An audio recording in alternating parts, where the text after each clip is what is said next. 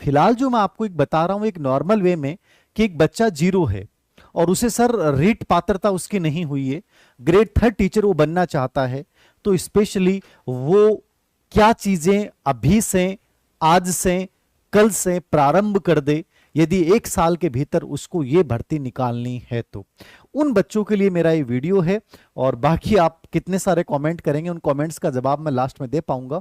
फिलहाल केवल grade third और रिट पात्रता को देने वाले बच्चे आराम से एकाग्र होकर इन बातों को सुनिएगा, केवल सुनिएगा मत, इनको फॉलो कीजिएगा, अपने एक्शन में लाइएगा। मैं निश्चित रूप से कह सकता हूं कहीं ना कहीं तुम जरूर लग जाओगे। ये एक ऐसी भर्ती प्रक्रिया होती है जिसको ईमानदारी से यदि कोई बच्चा कर लेता है तो इसके साथ ग्रेड सेकंड का भी एक पार्ट तैयार हो जाता है। DSSB का पीआरटी वगैरह, आपका केवीएस का पीआरटी, अदर स्टेट का कोई पीआरटी या ग्रेड थर्ड की भर्ती भी आपकी आती है तो आपकी आराम से निकाल लेते हो। एक भर्ती को इतने शानदार तरीके से अंजाम दे दो कि उससे जुड़ी हुई भर्तियां ऑटोमेटिकली आपकी निकल जाती हैं। और यदि इसको तुमने गंभीरता से नहीं लिया है तो साहब फिर भटकते रहो। समझ रहे हो मेरी बात? तो मैं उन गंभीरता पूर्वक पढ़ने वाले बच्चों के लिए मेरी आज का ये वीडियो है कि उनको कैसे क्या चीजें करनी है। कब होगा कोई नहीं जानता, पहले पात्रता होगी, पात्रता के बाद मेन एग्जाम होगी, मेन एग्जाम के पाठ्यक्रम में क्या पूर्व रहेगा अभी कोई नहीं जानता, परिवर्तन निश्चित होना है। इसलिए मैं राय नहीं दूंगा कि अभी फिलहाल आप कोई गाइडें खरीदें। आपको मैं जो राय दे रहा हूं बड़ी निष्पक्ष तरीके से कि यदि मैं आपकी जगह होता और बेरोजगार होता तो मैं इस समय, मेरा ग्रेड थर्ड का एकमात्र लक्ष्य होता तो मैं क्या रणनीति फॉलो करता, मैं उसकी बात कर रहा हूं। तो अन्यथा मत लीजिएगा, आराम से सुनिएगा। अब देखिए, सबसे पहले जिन बच्चों की रीट पात्रता हो चुकी है उनको स्पेशली ग्रेड थर्ड पे ध्यान देना चाहिए, तो वो मैं बाद में चर्चा करूंगा। मान लीजिए जिनकी पात्रता नहीं हुई है और जिनको रीट पात्रता एग्जाम देनी है 2024 में, वो बच्चे सबसे पहले क्या करें। रीट पात्रता के लिए बहुत सारी मार्केट में फिलहाल बुक आ रही हैं, यद्यपि वो अपडेट बुक नहीं है, लेकिन आपको क्या करना चाहिए मैं वो बता रहा हूं। तो जो रीट पात्रता देना चाह रहे हैं कि इस वर्ष के अंत में या 2025 के प्रारंभ में रीट पात्रता में भी संभावना है पूरी पूरी होने की। ठीक है, अब जैसे इसमें आपके 4 पार्ट स्पेशली होते हैं, एक भाषा का 2 भाषा के पार्ट होते हैं, और भाषा में आपकी जो पहली भाषा होती है वो मान लीजिए हिंदी है, ठीक है ना।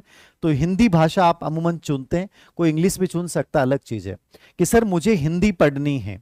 तो हिंदी के लिए बेहतरीन क्या हो सकता है, तो हिंदी के लिए जो अपनी 9वीं से 12वीं तक की जो रचना व्याकरण किताब चलती है, आप उस किताब को देख लीजिए, मेरे अकॉर्डिंग सबसे बेस्ट किताब है।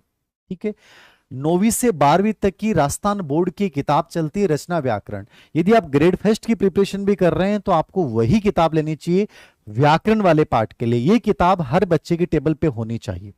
अब इसके साथ मान लीजिए सर पता नहीं इसमें से आएंगे कि नहीं आएंगे, तो इसके साथ एक बेहतरीन बुक आप लेना चाहते हैं तो महिया सर, KR महिया सर की किताब आती है व्याकरण माला। इस किताब को आप देख सकते हैं, बेहतरीन किताब है, आप खुद भी देख लीजिएगा। और यदि ये भी नहीं देखते हैं तो आप राघव प्रकाश को आप देख लीजिए। ठीक है, ये पुराने टाइम से लगातार चली आ रही किताब है। इनके अलावा आपको हिंदी में कुछ भी देखने की जरूरत नहीं है। मेरे अकॉर्डिंग आप ये किताब फॉलो कर लीजिए, शॉर्ट एंड स्वीट ये किताब बेस्ट है। रचना व्याकरण जो 9वीं से 12वीं तक की अपने राजस्थान बोर्ड की किताब में चलती है व्याकरण के रूप में, महिया सर की व्याकरण माला के नाम से आती है। और जो अपने राघव प्रकाश हैं उनकी जो हिंदी व्याकरण है जो हम सब ने पढ़ी है, मैंने भी बहुत बार पढ़ी है, मैया सर की बाद में आई, हमारे टाइम में राघव प्रकाश चलती थी। किसी एक किताब को चुनिए, ओल्ड क्वेश्चन पेपर का अभ्यास कीजिए, इस प्रकार से कीजिए कि हिंदी से रिलेवेंट कोई भी एग्जाम देनी हो, चाहे ऐसा एग्जाम देनी हो, चाहे RS देनी हो, कुछ भी एग्जाम देना हो, आपका कंप्लीटली यहां से कवर हो जाए। फर्स्ट पार्ट ये है। सेकेंड लैंग्वेज मान लीजिए आप संस्कृत लेते हैं, फर्स्ट लैंग्वेज लेते हैं, जो भी लेते हैं, संस्कृत के लिए बहुत सारी किताबें हैं, लेकिन इसमें मैं 3 राइटर की किताब आपको सजेस्ट करूंगा। लोकेश शर्मा जिनकी साफल्यम नाम से आती है, बहुत सारे मेरी जो राय होती है वो मेरी इंडिविजुअल पूरी रिव्यू के बाद होती है, प्लस मेरे जो स्टूडेंट हैं जिन्होंने रीट एग्जाम को पिछली भर्ती को जस्ट बहुत अच्छे नंबर से क्रैक किया है, मैं उनसे सजेशन लेता हूं कि आपके अकॉर्डिंग कौन सी किताब लगी, ठीक है। फिर मैं दोनों का तुलनात्मक निष्कर्ष निकालता हूं कि मेरे अकॉर्डिंग बेहतरीन किताब है। तो ये सब के रिव्यू के आधार पे होती है, टॉपर्स बच्चों के रिव्यू के आधार भी इसमें शामिल होते हैं, कंप्लीटली कोई मेरा पूर्वाग्रह नहीं होता है। लोकेश शर्मा की जो किताब आती है संस्कृत की, वो आप ले सकते हैं। रामकुमार जाट की आप आरबीडी से आती है, आप ये ले सकते हैं। किरण चौधरी मैडम की आती है, ये आप ले सकते हैं। और मनोज मिश्रा सर की आती है, आप ये ले सकते हैं। आप कहोगे सर 4 राइटर बता दिए आपने। अब 4 राइटर में कहानी ये है, मैं किसी एक राइटर का नाम लूंगा क्योंकि चारों ही मेरे मित्र हैं, चारों ही मेरे बहुत अच्छे जानकार हैं, चारों के साथ मेरे बहुत से संबंध हैं, ठीक है। अब आपको ये देखना है कि सबसे अच्छी भाषा लोकेश शर्मा जी की है, रामकुमार जाट की है, किरण चौधरी मैम की है, या मनोज जी मिश्रा सर की है। आपको इनमें से किसी एक किताब को सजेस्ट करना है। चारों किताबें ही बेहतरीन हैं, एक से बढ़ के एक हैं। जो भी किताब ले लोगे वो आपको संस्कृत में फेल नहीं होने देगी, बेस्ट रिजल्ट देगी, याद रखना। प्लस आप कोई भी एक practice set old question paper निकाल लीजिए संस्कृत वाले बच्चे। तीसरी किताब में जो सजेस्ट कर रहा हूं कि मान लीजिए आप हिंदी संस्कृत लेते हो, ठीक है, आप इंग्लिश ले लेते हैं। तो इंग्लिश यदि आप लेते हैं तो इंग्लिश के लिए बेस्ट किताब क्या है? मेरे हर वीडियो में किताब आई है बीके रस्तोगी, इससे बढ़िया मुझे कोई आज तक किताब लगी नहीं। और ये किताब मैंने नहीं, मैंने हर मित्र से पूछने के बाद आपको बताई है, मुझे इससे अच्छी किताब आज तक कोई लगी नहीं बीके रस्तोगी से अच्छी मेरी नजर में, ठीक है। तो बीके रस्तोगी किताब बहुत अच्छी है, आप ये ले सकते हैं, हमेशा काम आने वाली किताब है, ठीक है। इन फ्यूचर आप कोई भी कंपटीशन देते हैं हमेशा काम आएगी। इसके अलावा सिखवाल से इंग्लिश की आती है, वो भी ठीक बताई जाती है किताब। आरबीडी से भी इंग्लिश की किताब आती है, वो भी ठीक बताई जाती है। आप कोई भी एक गाइड ले लें या बीके रस्तोगी ले लें। अवनी से भी आती है बट वो आपकी मर्जी है। वो कमल ओझा सर की आती है जो वाइस प्रिंसिपल इंग्लिश के, अच्छा कोर्स भी है उनका। तो आपको जो बेटर लगे लगे, मेरा पहला सजेशन बीके रस्तोगी को लेकर है। बाकी कोई भी गाइड आप ले सकते हैं जो आपको पसंद आए। ये किताब बेहतरीन, इजी और बहुत आराम से आप इसको कवर कर सकते हैं। 2 पार्ट यहां से हो गए आपके 30 प्लस 60 नंबर के। ये पढ़ने के बाद आप क्या पढ़ेंगे? तीसरा पार्ट जो आपका आएगा ये 90 नंबर, तीसरा पार्ट आएगा आपका साइकोलॉजी का, ठीक है। बाल मनोविज्ञान, बाल विकास, ये एक ऐसा पार्ट है, इसको आपको बहुत गंभीरतापूर्वक पढ़ना चाहिए। क्यों पढ़ना चाहिए मैं इसलिए कह रहा हूं, रिट पात्रता को लेकर मत चलना। यदि आप बहुत अच्छे विद्यार्थी हैं तो आप ये सोच के चलिए कि मैं रिट पात्रता करूंगा, बट रिट पात्रता के साथ मेरी मेंस भी हो जाए और इन फ्यूचर मुझे लगता है कि मुझे ग्रेड 2 भी देना है, ग्रेड 1 भी देना है, तो आप रिट पात्रता को यूं लीजिए कि आपका मेंस या ग्रेड 2 या ग्रेड 1 या DSSS भी या किसी भी स्टेट की कोई शिक्षक भर्ती वो भी निकल जाए। अब यहां पे बाल विकास के 30 प्रश्न आने हैं, 30 हिंदी के आने, 30 संस्कृत के आने, और इस संस्कृत के स्थान पर आप इंग्लिश लेते हो 30 इंग्लिश के आने, और 30 यहां से आएंगे। 90 नंबर का पार्ट हो गया यहां तक। ये 30% पूरी कंप्लीट साइकोलॉजी है रिट पात्रता में, केवल एक टॉपिक को छोड़ के, ठीक है। यहां आपको पेडागोजी भी पढ़नी है, RT 2009 पढ़ना है, शैक्षिक परिदृश्य पढ़ना है। वही शैक्षिक परिदृश्य ग्रेड 3 में जुड़ जाता है अलग से 20 नंबर का, ठीक है। साइकोलॉजी 20 नंबर की ग्रेड 3 में भी आएगी, मेंस में भी आएगी। ICT आपको एक्स्ट्रा ग्रेड 3 में पढ़नी पड़ेगी, 2nd ग्रेड में भी आपको यही साइकोलॉजी पढ़नी है। तो मेरा कहने का मतलब यह है कि इसको बहुत बेहतरीन तरीके से पढ़ लो आप, कि जिंदगी में आपको चाहे ग्रेड 3 मेंस देना हो, 2nd ग्रेड देना हो, आपको भटकना नहीं पड़े। अब आप कह दोगे कि सर साइकोलॉजी के लिए क्या पढ़ें? तो देखो, धीर सिंह दवाई वीडियो बना रहा है तो स्वाभाविक है कि वो ये कहेगा कि सबसे पहले मेरी किताब सबसे बेस्ट है भाई। और मैं तो कहूंगा भी कि भाई मेरी किताब बेस्ट इसलिए है क्योंकि आपको हो सकता है कई लोग कहेंगे कि भाषा कठिन है, पता नहीं क्यों कठिन लगती है आपको, पता नहीं, मैंने बड़े दिल से वो किताब लिखी है, बट प्रश्न बाहर नहीं आएगा, मैं ये निश्चित रूप से कह सकता हूं, प्रश्न बाहर नहीं आएगा। बाकी आप कोई भी किताब पढ़ लेना, ठीक है, प्रश्न यहां से बाहर नहीं आएगा, इसको आप पढ़ते हैं। तो यहां 2 चीजें हैं, आप 11th और 12th की NCERT पढ़ सकते हैं, बट NCERT जब पढ़ेंगे तो आपको सबसे हार्ड लगेगी। NCERT को पढ़ने के बाद आपको लगेगा कि सर देव सिंह सर आपकी किताब बहुत आसान है, NCERT तो और भी कठिन है। 11th और 12th की NCERT पढ़ सकते हैं, लेकिन मैंने अपनी वाली किताब में 11th और 12th की NCERT को भी डाला है। यहां एक तो समग्र मनोविज्ञान जो अपनी चलती है, ये तो चाहे ग्रेड 3 ले लें, ग्रेड 2 ले लें, ग्रेड 1 ले लें, कुछ भी करें आप, उन सब के लिए एक बुक है कि बच्चे को अलग अलग किताब नहीं पढ़नी पड़े, रीट पढ़नी पड़े, ठीक है। और केवल रीट आप पढ़ना चाहते हैं, ओनली रीट के हिसाब से लेना चाहते हैं, तो ये एक रीट के लिए हमने अभी लेटेस्ट एडिशन निकाला है। आपके पास पहले से हो तो कोई दिक्कत नहीं है। इसमें कंप्लीटली न्यू एजुकेशन पॉलिसी, क्योंकि इस बार नवीन शिक्षा नीति 2020 जरूर जुड़ेगा, उसके अकॉर्डिंग सब सिस्टम होगा, तो वो सब इसमें अपडेट टॉपिक भी हमने इसमें डाले हैं, ठीक है। तो ये अवनी प्लस आरबीडी दोनों के कोलैबोरेशन से निकलती है किताब, ये पहले भी बड़ी लोकप्रिय किताब रही है, तो ये आप ले सकते हैं। और इसके साथ हमारी जो ऑब्जेक्टिव बुक आती है चैप्टर वाइज, वो किताब हमेशा के लिए काम आने वाली है, ग्रेड सेकंड ग्रेड फर्स्ट, वो ले लीजिएगा। ये आप फॉलो कर सकते हैं, एनसीईआरटी प्लस अवनी फॉलो कर सकते हैं। अब इनसे बड़ी आपको कोई और लगती है तो आप 100% उस किताब को लीजिए। बस एक चीज याद रखना, जिस किताब को पढ़ रहे हो, जिस लेखक किताब को पढ़ रहे हो, उस पे आपका विश्वास अटूट होना चाहिए।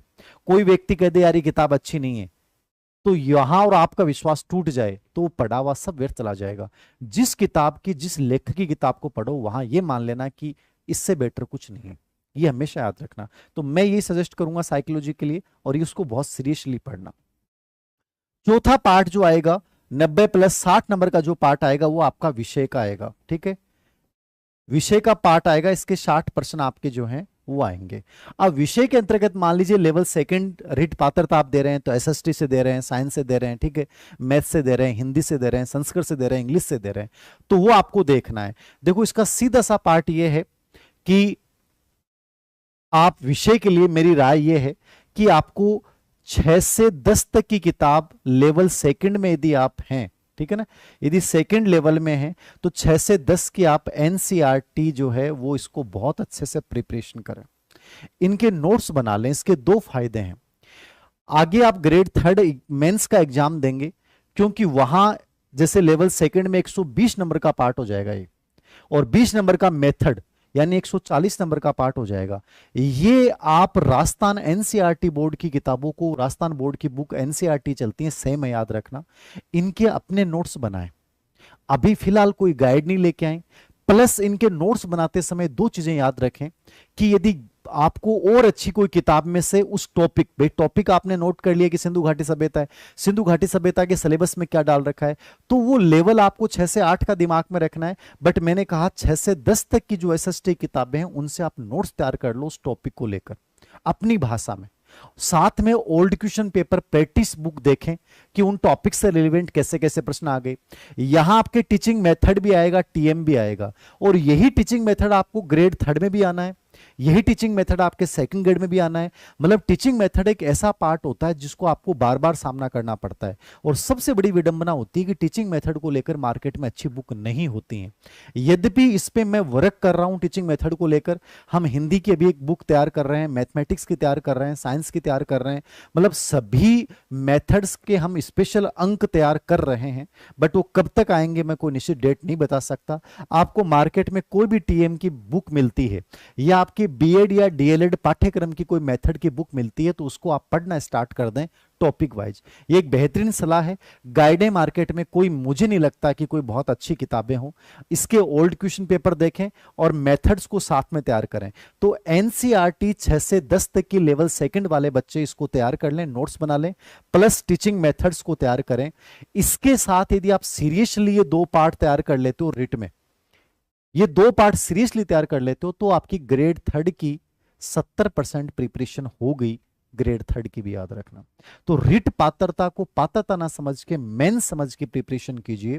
मैं निश्चित रूप से कह रहा हूं कि इसके साथ आप कई परीक्षाएं निकाल ले जाओगे। बट सीरियसली लेते हुए, सपनों के लिए केवल सोचना नहीं पड़ता, सपनों के लिए वहां पहुंचना पड़ता है। पहुंचने के बाद आपको एक्शन लेने पड़ते हैं। जिंदगी आपको कभी कुछ नहीं देती है, जिंदगी से हमेशा लेना पड़ता है। तो ये चीजें आपको देखो मेहनत करनी पड़ेगी। आप में से कोई बच्चा कह दे कि सर कोई नोट्स ले लें, कोई गाइड ले लें, मेरी ईमानदारी से राय है कि ये पढ़ें। दूसरी राय ये पूछेंगे आपकी सर लेवल फर्स्ट में, तो लेवल फर्स्ट में यहाँ पे 60% जो आएंगे वो गणित के 30% आएंगे और गणित 30 पर्यावरण के आएंगे। तो मैथ और इन्वायरमेंट इनके 60 प्रश्न आएंगे लेवल फर्स्ट में, ठीक है। तो मैथ और इन्वायरमेंट के लिए क्या पढ़ें, तो आप 3 से लेके 8 तक की किताबों के अकॉर्डिंग राजस्थान बोर्ड की किताबों से इनके नोट्स तैयार करें। मैथ के लिए हमारी अवनी से नकुल पारिक सर की किताब आती है, लेवल सेकंड में भी आती है, लेवल फर्स्ट में भी आती है, ठीक है। इन्वायरमेंट के लिए आप कोई भी गाइड देखें तो देख सकते हैं, बाकी लक्ष्य की गाइड में जो इन्वायरमेंट का पार्ट दे रखा वो सबसे बढ़िया है, तो वो अपडेट एडिशन आए तो उसको देख लीजिएगा लक्ष्य वाला, ठीक है। बाकी कोई भी गाइड भी आप ले सकते हैं। मैथ के लिए यूएस शेखावत की जो किताब है वो भी आप अच्छी किताब है यूएस शेखावत की, तो नकुल पारिक या यूएस शेखावत, इन दोनों में से किसी एक की किताब या गाइड ले लें आप, ठीक है। प्लस राजस्थान बोर्ड की बुक्स को भी आप यहाँ फॉलो करें, ओल्ड क्वेश्चन पेपर निकालें, कोई छोटा मोटा कोई कोर्स ले लें इन पार्ट्स का, यदि आपको लगता है कि समझ में नहीं आता है, आपके ऊपर डिपेंड है। सर कोचिंग करें क्या रीट पात्रता के लिए, मुझे लगता है कि यदि आप इकोनॉमिकली समर्थ हैं तो आप ले सकते हैं पैटर्न को समझने के लिए, अन्यथा सबसे बेस्ट यही होता है स्वाध्याय, इससे बढ़िया कोई चीज नहीं है। ये ढंग से यदि आप कर लेते हो, प्रैक्टिस कर लेते हो, निर्धारित किताबों के साथ चलते हो, पॉजिटिविटी के साथ आगे बढ़ते हो, तो दुनिया में किसी कोचिंग की जरूरत नहीं और किसी कोचिंग की इतनी ताकत नहीं है जो आपको सिलेक्शन तक पहुंचा दे।